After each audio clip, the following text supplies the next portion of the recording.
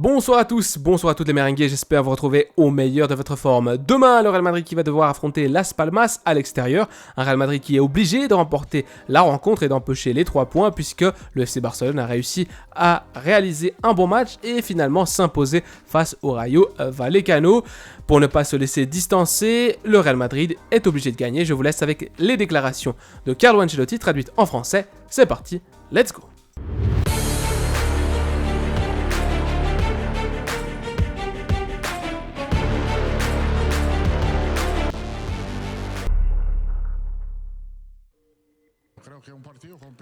Je pense que ce sera un match compétitif comme toujours. Je pense que le championnat espagnol présente en ce moment des matchs très compétitifs dans tous les sens du terme. Des matchs intenses malgré la chaleur. Malgré les premiers matchs de la saison, je pense qu'il en sera de même demain. Un match intense et ouvert. Je pense que ce sera le cas.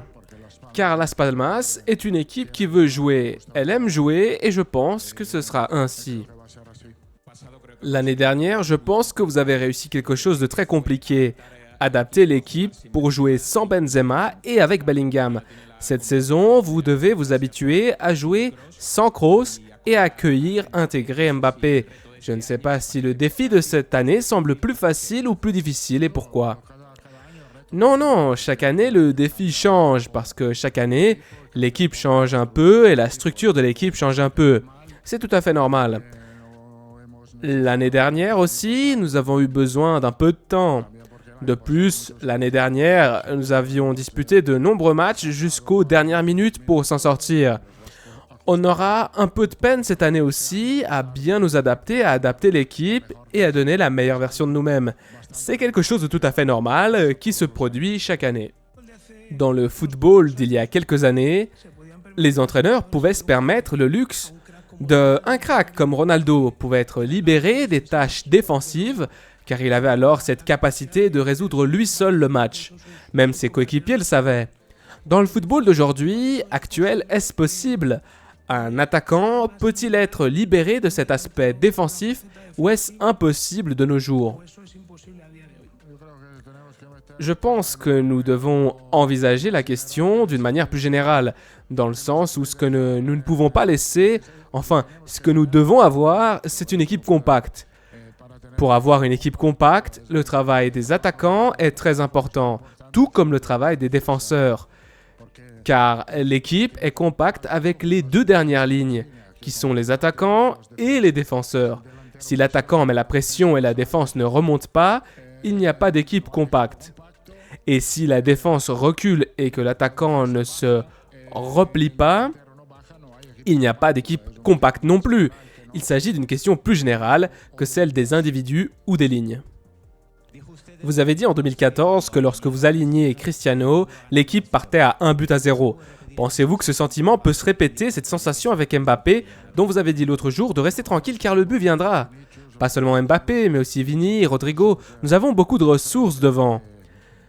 Et puis, cela ne fait que 3 matchs joués et nous avons déjà marqué 6 buts.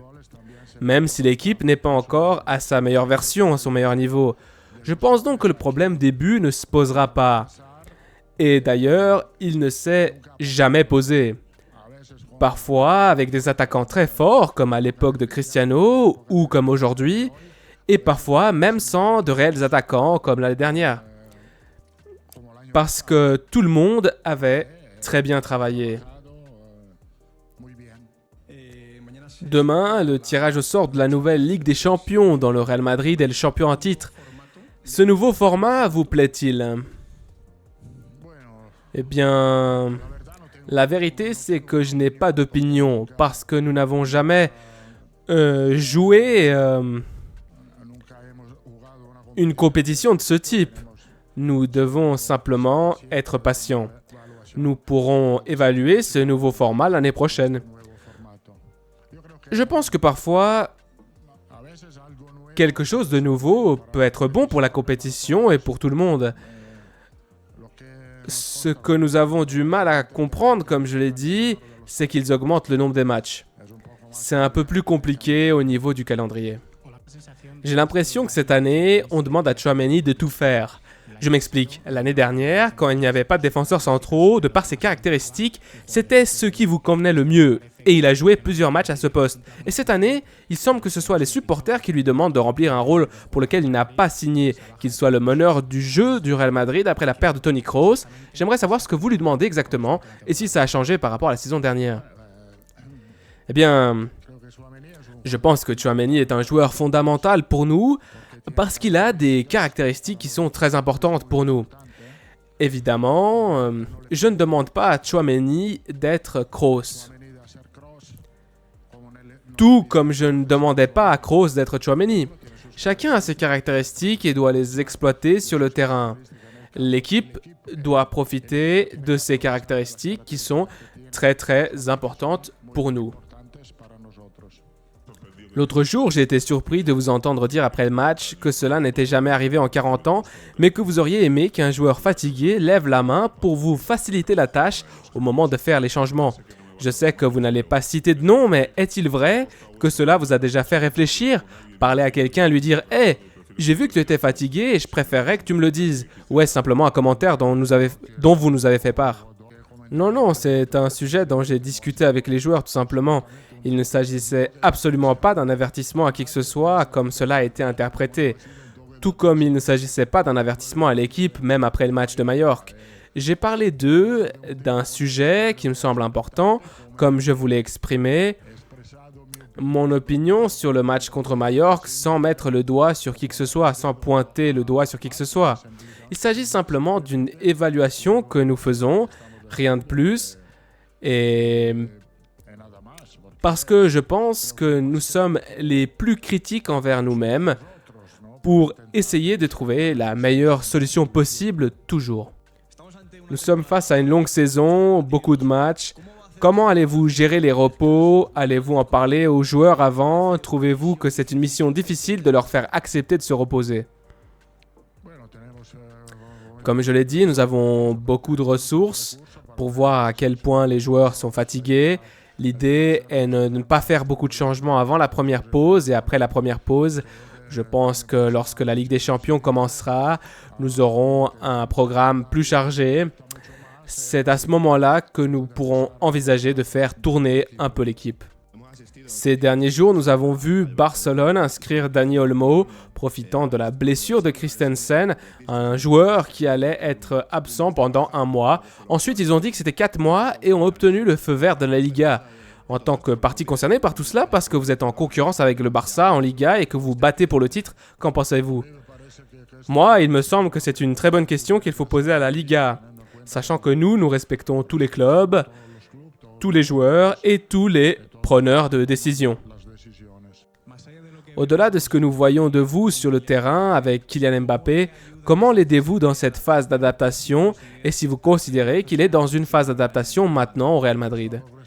Il progresse très bien, je le vois s'améliorer de jour en jour, il est excité, motivé, enthousiaste, il s'entraîne bien, il est très humble, je pense qu'il s'adapte très bien. Je voulais vous demander des nouvelles de Militao. Il revient d'une très longue blessure et il semble jouer à un très bon niveau. Comment le voyez-vous par rapport à son meilleur niveau précédent et quelle est l'importance de Militao dans le jeu offensif du Real Madrid, par exemple sur les longues passes? Je pense qu'il est revenu à son meilleur niveau. Il lui manque peut-être un petit quelque chose, mais je ne crois pas. Il est en train de démontrer, il fait preuve de continuité dans le jeu, il fait preuve de solidité en défense. Il forme un très bon duo avec Rudiger. La vérité, c'est que sur les longues passes, il est très très précis et qu'il va beaucoup nous aider.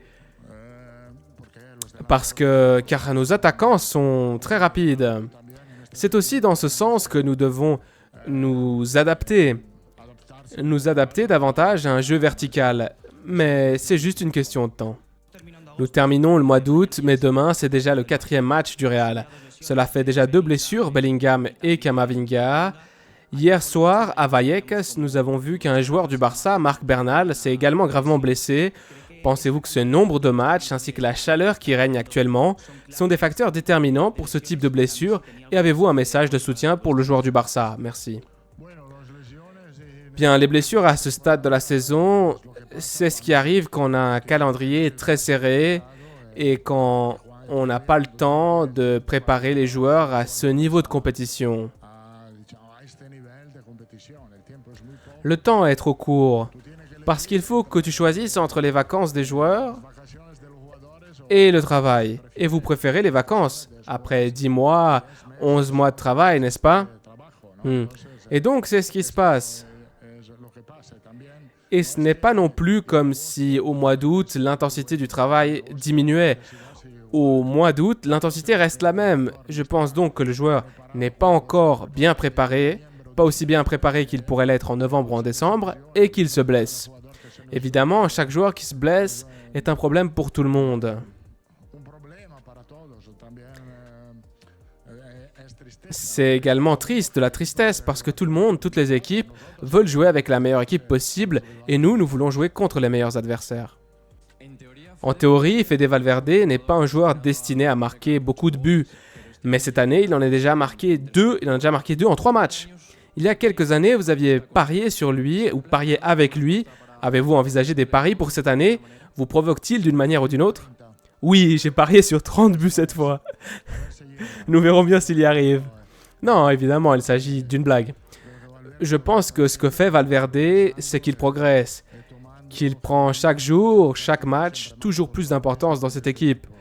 Il n'est pas seulement un joueur, il commence à être aussi un leader dans le vestiaire, comme il doit l'être après avoir été derrière de grands professionnels.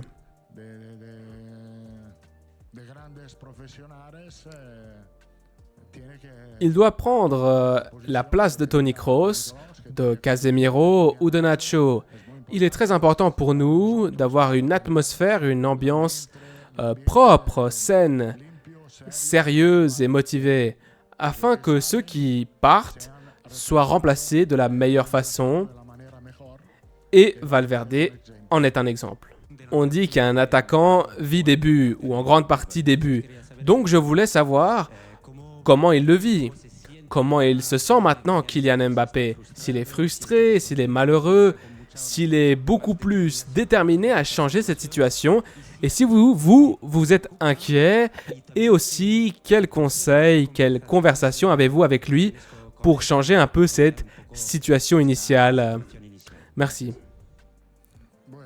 Eh bien, je crois que le dernier but de Mbappé remonte au 14 août. Nous sommes le 28. Cela fait 2 semaines. Il n'a pas marqué depuis 2 semaines. Je ne pense pas que ce soit suffisant pour s'inquiéter en termes de temps. Comme nous ne nous inquiétons pas, il ne s'inquiète pas non plus. Il est très heureux. Il est content. Il veut évidemment marquer lors du prochain match. Tout comme Vinicius a envie de marquer. D'ailleurs, qui n'a pas marqué depuis 3 matchs et je ne le vois toujours pas s'inquiéter. Je voudrais parler d'un joueur dont nous avons très peu parlé au fil des ans, Reinier. 4 ans et demi plus tard, il n'a toujours pas joué une seule minute avec la première équipe. Comment avez-vous, vous qui avez beaucoup d'expérience, j'aimerais savoir si vous avez vu un cas similaire et ce que vous recommanderiez à ce joueur. Au joueur, je lui recommande de chercher une équipe où il pourra simplement montrer ses qualités. Je voulais vous demander si vous aviez une date de retour estimée pour Alaba, car vous parlez beaucoup de lui, et maintenant que Nacho est parti, quel est le défenseur le plus pessimiste de votre équipe? Jacobo, qui a toutes les qualités requises pour jouer. Il peut très bien remplacer Rudiger ou Militao. Quant à Alaba, il suit sa progression. Aujourd'hui, c'est le premier jour où il va commencer à recourir. Tout se passe donc très bien. Le thème le plus important, c'est d'être patient avec lui. Donc aujourd'hui, il recommence à courir sur le terrain pour la première fois et je pense que tout se passe très bien.